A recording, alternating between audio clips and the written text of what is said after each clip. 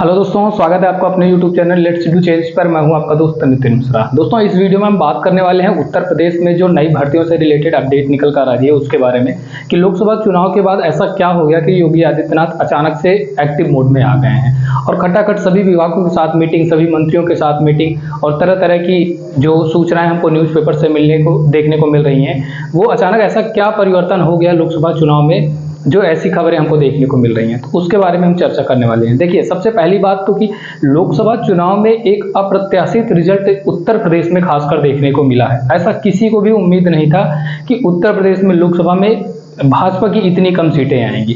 तो अगर हम भाजपा शासित राज्यों की बात करें, जहां जहां पर भाजपा की सरकारें हैं, तो वो सभी राज्य बिल्कुल एक्टिव मोड में आ गए हैं, ना कि केवल उत्तर प्रदेश। चाहे वो राजस्थान हो, मध्य प्रदेश हो या कोई भी अन्य राज्य हो, हर जगह नई भर्तियों की सिर्फ बात हो रही है। क्योंकि अभी तक जो युवा वर्ग थे, इनको अंडर एस्टिमेट किया जा रहा था, बट चुनाव के बाद युवाओं ने जब अपनी शक्ति दिखाई, उसके बाद से सभी मुख्यमंत्री एक्टिव मोड में आ गए हैं। तो हम बात करते हैं उत्तर प्रदेश में कि कौन कौन सी भर्तियों की इस समय चर्चा चल रही है। ठीक है, तो हम इसमें बात करेंगे उत्तर प्रदेश में नई भर्ती की जो अपडेट है उसके बारे में। तो सबसे पहली बात कि मुख्यमंत्री ने सभी मंत्रियों एवं विभाग के जो अधिकारी थे, जो आला अधिकारी थे, उनके साथ बैठक की है और उससे भर्ती से रिलेटेड या जो भी कामकाज हुए हैं उस सारा कुछ अपडेट लिया है कि क्या काम हुआ है, क्या काम होना बाकी रह गया है, आखिर क्या ऐसी कमी थी कि जो हमें ये अप्रत्याशित परिणाम देखने को मिला है।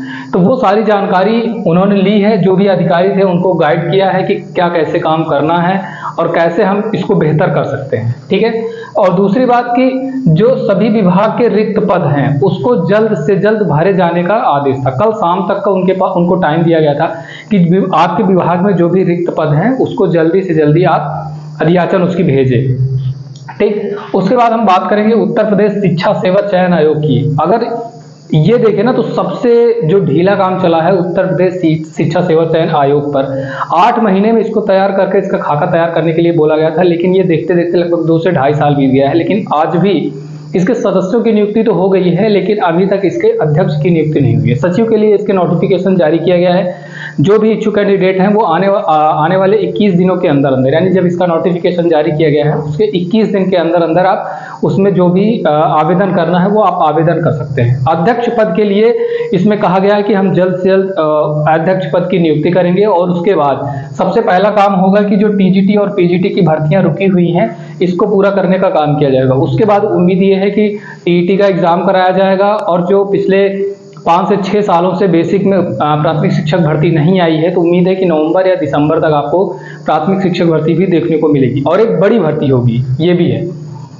और सीएम आदित्यनाथ ने यूपीपी की जो परीक्षा रद्द हुई थी, जो फरवरी में कंडक्ट कराई गई थी, उसको री एग्जाम कराने के लिए कहा गया और आरओ के साथ भी वही है कि आरओ और यूपीपी और अन्य जो भर्तियां रुकी हुई हैं, जैसे रेडियो ऑपरेटर की भर्ती है जिसमें नियुक्ति देना बाकी रहेगा, तो ये सारी चीजें जल्द से जल्द पूरे करने के लिए कहा गया है ताकि हम नई भर्ती दे सके दोबारा से। अब बात करते हैं पंचायत सहायक की।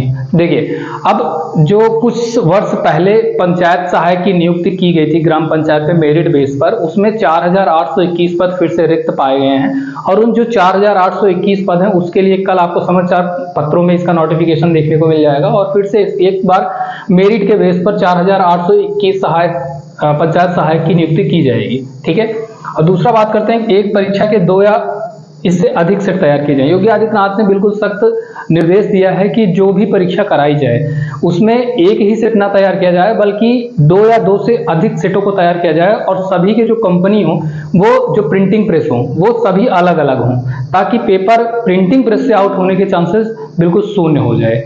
तो ये एक बढ़िया काम है। तीसरा हम बात करेंगे कि अगर हम सेंट्रल की बात करें तो आपको जुलाई और अगस्त के फर्स्ट माह में, ये अभी 2 दिन पहले ही आपको एक न्यूज़पेपर में कटिंग देखने को मिली है कि जो नॉन टेक्नीशियन पद के लिए भर्तियां हैं वो जुलाई माह में आपको देखने को मिल जाएंगी। वहीं अगर हम बात करें लेखपाल भर्ती की, तो लेखपाल की भर्ती भी आपको जून लास्ट में या जुलाई के फर्स्ट वीक में लगभग 4000 पद पर आपको नोटिफिकेशन देखने को मिलेगा। तो बिल्कुल भी अब बैठने से काम नहीं चलेगा। और दूसरी बात है पेपर लीक। देखिए, सीएम योगी आदित्यनाथ ने पिछले कुछ महीनों में जो फेस किया है, अपने जो पिछले जो कार्यकाल है उसमें जो फेस किया है कि जो एग्जाम होता है उसका पेपर आउट हो जाता है, तो इसकी रोकथाम के लिए उन्होंने कहा कि हम एक नए आयोग का गठन करेंगे ताकि जो पेपर लीक के चांसेस हैं वो बिल्कुल खत्म हो जाएं और जो पढ़ने वाले जो योग्य कैंडिडेट हैं सिर्फ उनका इसमें सिलेक्शन हो सके।